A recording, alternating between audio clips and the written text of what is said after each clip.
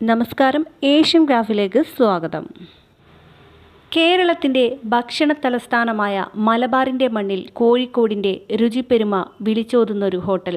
86 വർഷങ്ങളായി മലയാളികളുടെ രുചിമുകുളങ്ങളിൽ ബിരിയാണിയുടെ സ്വാദ് നിറച്ചവർ. ലോകപ്രശസ്തമായ കോഴിക്കോടൻ ബിരിയാണിക്കൊരു തിലകക്കുറി പോലെ നിലകൊള്ളുന്നൊരു രുചിയിടം, അതാണ് ഹോട്ടൽ പാരഗൺ. മലബാറിൻ്റെ രുചിപ്പെരുമയിൽ മുന്നിലുള്ള പേരാണ് പാരഗണിലെ ബിരിയാണിയുടേത്. വരി നിന്ന് ഭക്ഷണം കഴിക്കേണ്ട കേരളത്തിലെ അപൂർവം ഹോട്ടലുകളിലൊന്ന്. ഇന്ന് കോഴിക്കോട്ടുകാരുടെ ഹൃദയത്തിലെ ഈ നാമം നമുക്ക് ചുറ്റും മാത്രമല്ല, ലോകം മുഴുവനും അറിയപ്പെടുന്ന ഒന്നായി മാറിയിരിക്കുന്നു. പാരഗണിൻ്റെ ഈ വിജയം സുമേഷ് ഗോവിന്ദൻ എന്നയാളുടെ പണിപ്പെടലിൻ്റെയും സഹനത്തിൻ്റെയും വിജയത്തിൻ്റെയും കഥയാണ്. പാരഗണിനെ ചെറിയ ഹോട്ടലിൽ നിന്ന് ആഗോള ബ്രാൻഡിലേക്ക് വ്യാപിപ്പിച്ചതിൻ്റെ പിന്നിൽ അവിശ്വസനീയമായ കഥയുണ്ട്.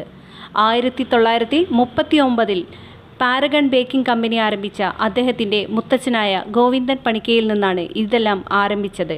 ബേക്കറി വൻ വിജയമായിരുന്നു. സുമേഷിൻ്റെ അച്ഛൻ PM വത്സൻ പിന്നീട് ബിസിനസ് ഏറ്റെടുത്ത് വൈവിധ്യവൽക്കരിച്ചു. എന്നിരുന്നാലും വൈവിധ്യവൽക്കരണം വലിയ നഷ്ടത്തിലേക്ക് നയിച്ചു.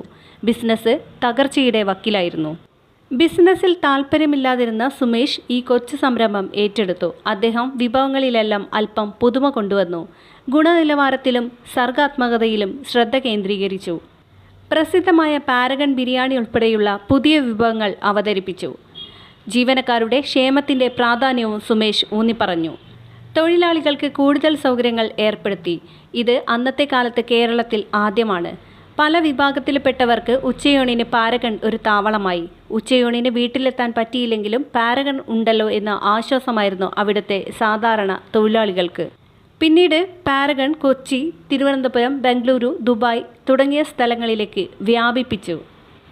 ഇന്ന് പാരഗൺ ഒരു ആഗോള ബ്രാൻഡാണ്. ഏകദേശം 225 കോടിയുടെ വിറ്റുവരവും 3000-ലധികം തൊഴിലാളികളുമുള്ള ഒരു വൻകിട സ്ഥാപനമായി പാരഗൺ മാറിക്കഴിഞ്ഞു.